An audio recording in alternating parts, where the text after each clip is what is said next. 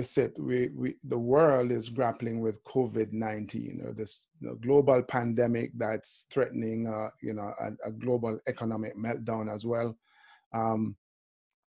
So people are dealing with this kind of crisis. But in the normal everyday life, people are dealing with, health crisis and relationship crisis. You definitely, dealt with, a financial crisis prior to this. How do we deal with our crises when we find them, Brooke? What advice can you share with us based on your experiences? Well, whether it be COVID-19 or, like you said, anything else that happens to us, that I believe every situation that we have is either going to make or break us. So we can look at that situation and we can say, okay, what are the good things that are going to come out of this?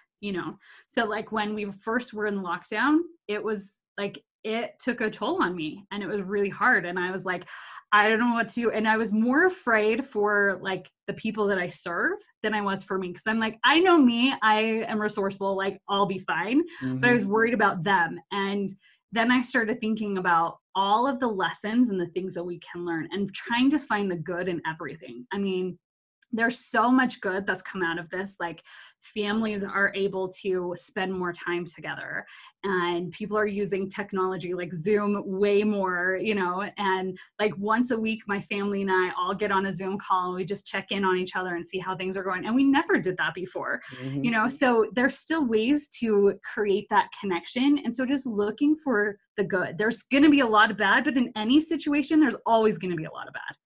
But if you can always look for the good and see what you can learn from the good, you'll always up level from the situation.